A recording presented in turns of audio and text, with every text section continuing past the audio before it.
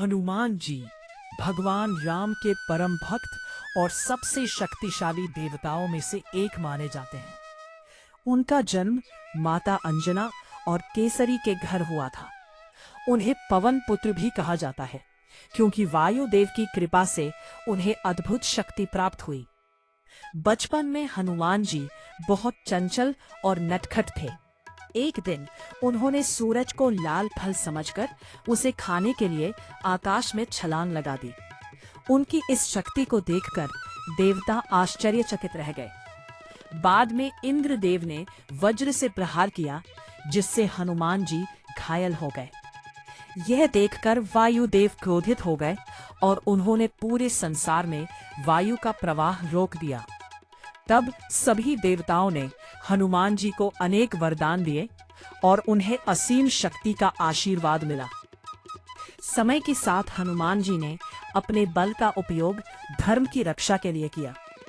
उनकी मुलाकात भगवान राम से तब हुई जब राम अपनी पत्नी सीता की खोज कर रहे थे। हनुमान जी तुरंत ही राम के प्रति समर्पित हो गए और उन्हीं की सेवा में लग गए। जब सीता जी का हरण रावण ने कर लिया तब हनुमान जी समुद्र पार करके लंका पहुंचे। वहां उन्होंने सीता माता को अशोक वाटिका में खोज निकाला। उन्होंने उन्हें भगवान राम का संदेश दिया और उनका विश्वास बढ़ाया। लंका में हनुमान जी ने अपनी शक्ति का अद्भुत प्रदर्शन किया। उन्होंने रावण की सेना को पराजित किया और अंत में अपनी पूंछ में आग लगने के बाद पूरी लंका को जला दिया। यह उनका साहस और बुद्धिमानी का प्रतीक था। इसके बाद हनुमान जी वापस राम के पास लौटे और सीता जी का संदेश दिया। राम ने उनकी भक्ति और सेवा से प्रसन्न होकर उन्हें गले लगा लिया। राम और रावण के युद्ध के दौरान भी हनुमान जी ने महत्वपूर्ण भूमिका निभाई। जब लक्ष्मण जी घायल हो गए तब हनुमान जी संजीवनी बूटी लाने के लिए हिमालय गए। वे पूरी पर्वत ही उठा लाए जिससे लक्ष्मण जी का जीवन बच गया।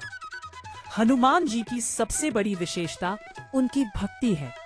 वे स्वयं को भगवान नहीं मानते बल्कि राम के सेवक के रूप में ही अपना जीवन जीते हैं। उनका अहंकार शून्य है और उनका हृदय पूरी तरह से भक्ति और सेवा से भरा हुआ है।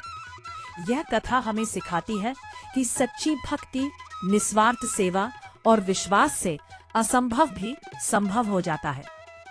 हनुमान जी शक्ति, साहस और समर्पण के प्रतीक है। जो भी सच्चे मन से उनका नाम लेता है उसे भय और संकट से मुक्ति मिलती है।